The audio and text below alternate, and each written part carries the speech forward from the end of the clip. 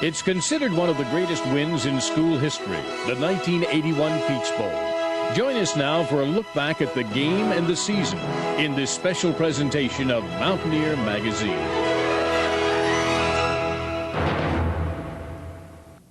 Hello again, everyone, and welcome to a very special edition of Mountaineer Magazine. I'm Woody O'Hara. You know, it's hard to believe that this is the 15th anniversary of a big game that many feel established the foundation of the Don Nehlen era. It was the 1981 Peach Bowl. The Mountaineers were big underdogs, and neither the national media nor the Florida Gators gave West Virginia much respect.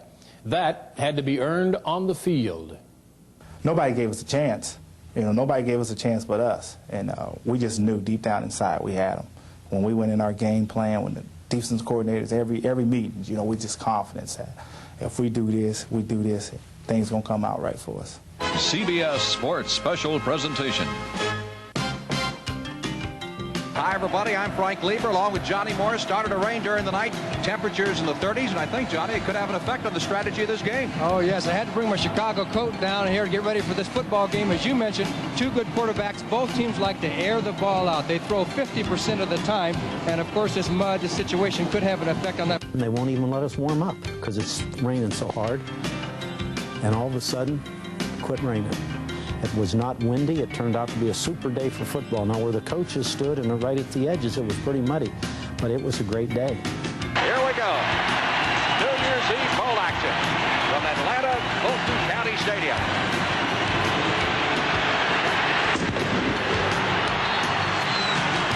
The kick is high, and it is short, and coming down to Scott Marshall, and Marshall, the short man, goes out of bounds on the far side, just shy of the 30-yard line.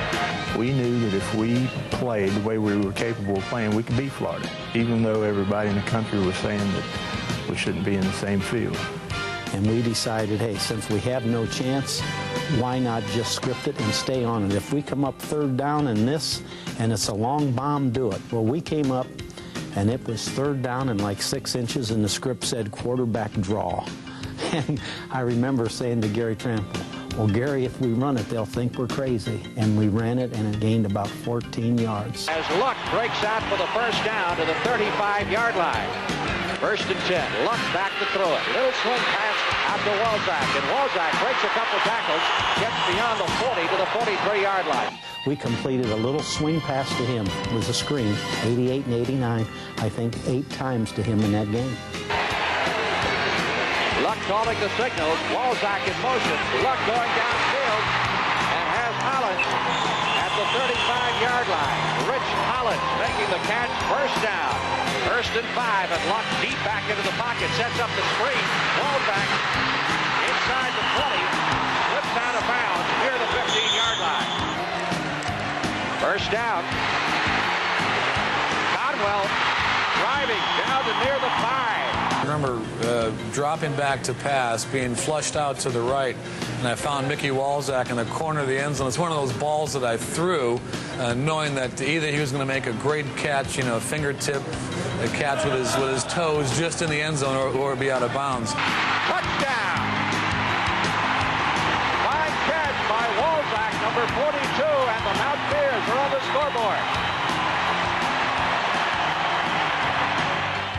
And I think Coach Nehlen did a great job preparing us, keeping our heads right where they needed to be. Not too far excited, not too far, hey, we can't do this. He kept us balanced. And that's a knack for somebody, and Coach Nehlen has that knack. We went into the game very relaxed, very almost loosey-goosey, if you will, because Florida, very recognized program, great SEC school, and, you know, lock of the year, the Gators were going to clobber the Mountaineers. So we felt like we had nothing to lose.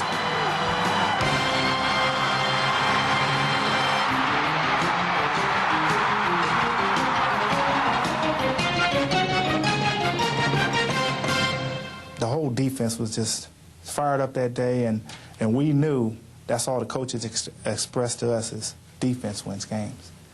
And as a defensive player, I firmly believe that defense wins game. We can win the game more ways than offense. We knew our offense could score at any time. We knew we had an explosive offense. What we had to concentrate was stopping Florida's offense.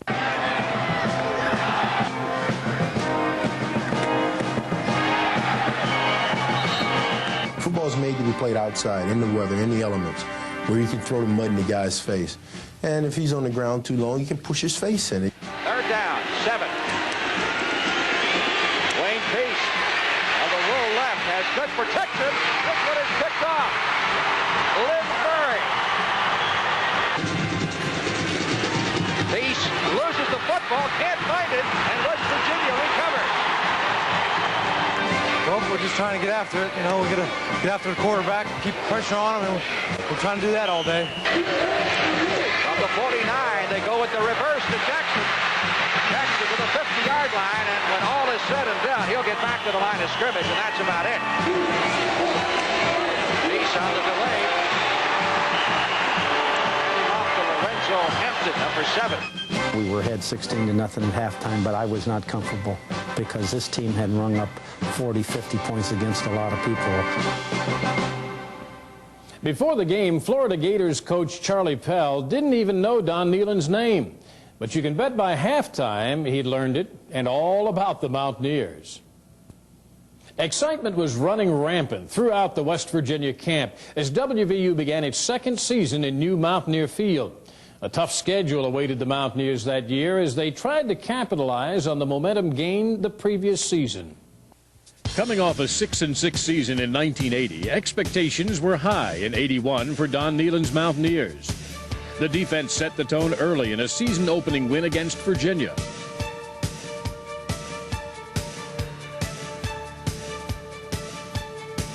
And the Mountaineers raced to a 32-18 win in Charlottesville. West Virginia made it 2 in a row over the ACC with a 17-13 win at Maryland. Week 3 was the home opener, and WVU treated home fans to quite a show.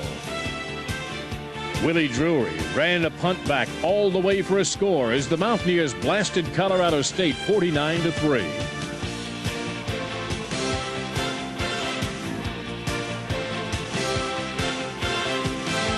For the third time in 4 weeks, the Mountaineers hit the road and came away with a win. Oliver Luck passed and ran WVU to an easy 38-10 win over Boston College. The WVU defense held top-ranked Pitt without a passing first down the following week, but the Panthers held West Virginia scoreless for a 17-0 win.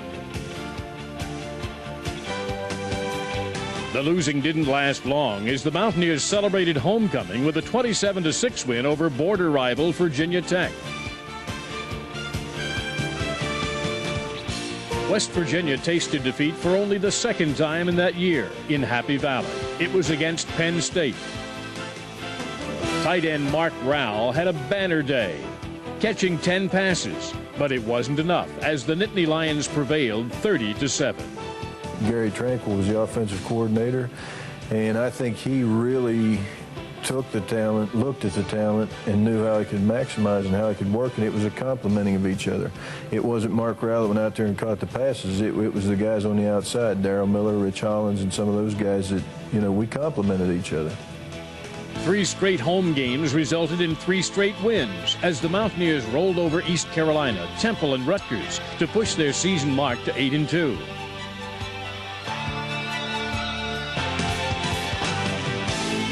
Luck and Mickey Walzak enjoyed record days in the season finale at Syracuse. Luck completed 34 passes, with Walzak on the receiving end of 12 of those. We kind of collapsed in the second half, partially due to a couple of bad decisions I made. But I think that was actually good for us going into the Peach Bowl because we lost that game and realized that while we were good, we were by no means dominant. And we had to, you know, play every snap well in order to win a game. So I think that gave us the extra bite we needed to go into the Peach Bowl. We had a good season. We had a good, solid season. There were some highs and lows during that year that really made us realize what kind of team we really had. We just wanted to beat anybody that we could get a chance to beat on Saturday, Sunday, Monday. It didn't make us a difference. It was like having a group of guys that would go out in the alley and fight all day.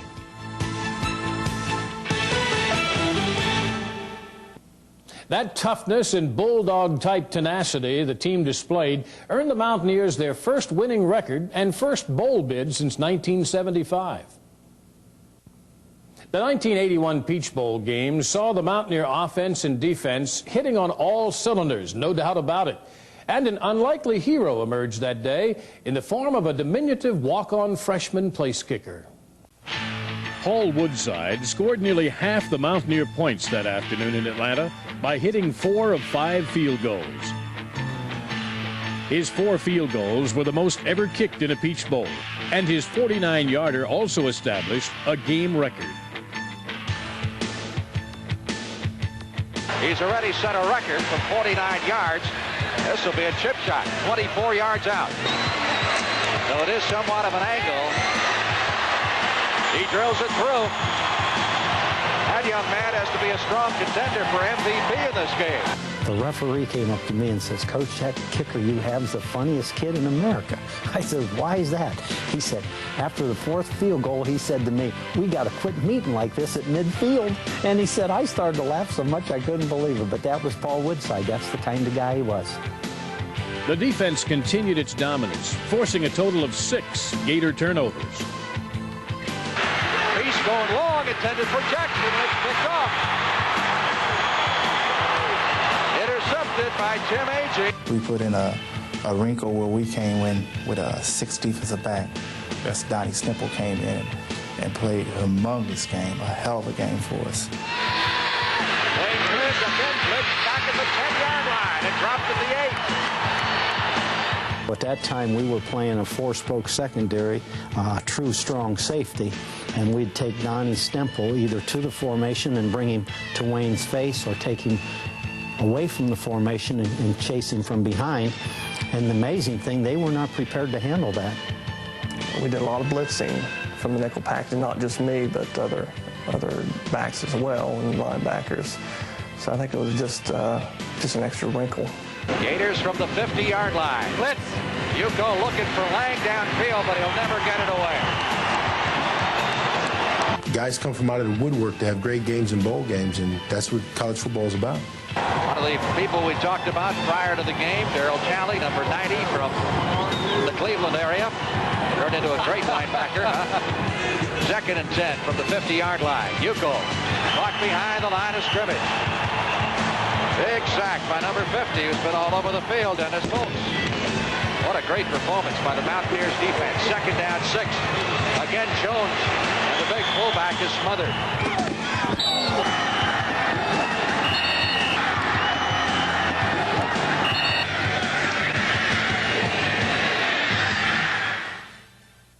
Mickey Walzak was a guy that had great hands. He really was a good athlete.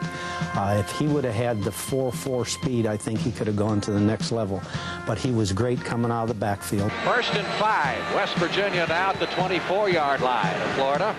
Again, Mullins in motion. They go straight up the middle. Walzak diving for the 1st down to the 16. Slot formation to the right side on 2nd down, 7 from the 13-yard line. Walzak around left end. He will be stopped just short of the goal line. 3rd and goal from about 1.5 yards away. Oliver Luck, the West Virginia quarterback. Collins in motion. Touchdown. Walzak off the option. There's another surprise play. Oliver Luck runs an option play, but she has not done too much. Pitched out to Walzak, and it was a touchdown into the corner of the end zone. And I think West Virginia may have put this game away. It was a special day, and Ollie, you know, Oliver Luck holds a special spot in my heart because without him here, this program would not have been jump-started like it was. And Ollie Luck accepting congratulations for a fine effort. I think he impressed the pro scouts today with his savage and also his arm. He hit 14 out of 23 for 107 yards.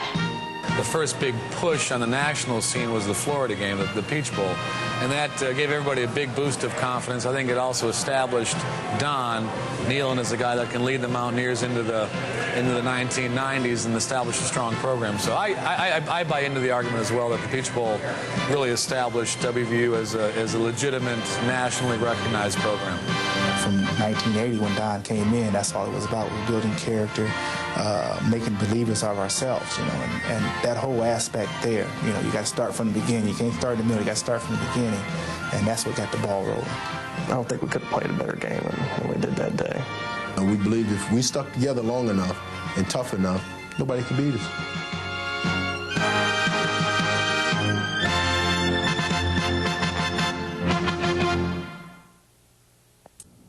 When it was all over, a sense of pride swept over the Mountain State unlike any you'd seen before.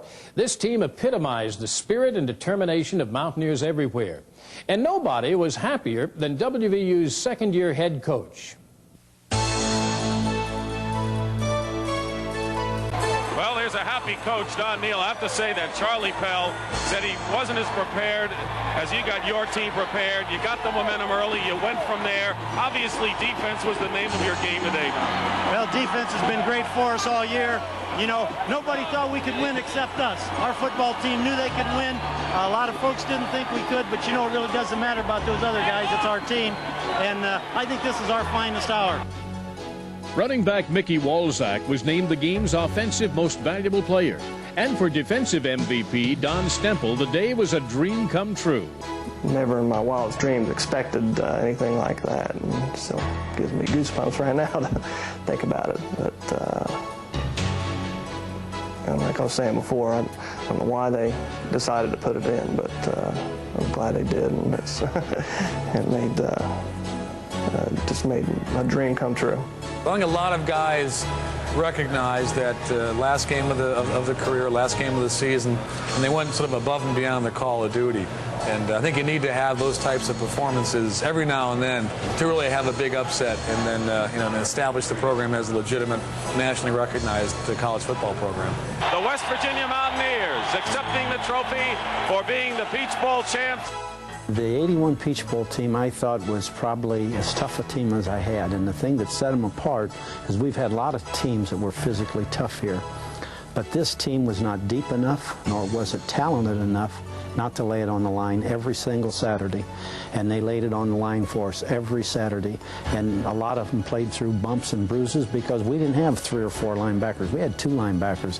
We didn't have 4 or 5 tackles. We had 2 tackles, and you know, the Florida offensive line was much bigger, much more powerful than our defensive line, and yet we just ate them alive. And the same way offensively, heavens, they had a #1 round draft pick, the leading sacker in the country. He never touched Oliver Luck because the tenacity those kids played with that game. So I would say that's as tough a bunch of guys as I've ever had.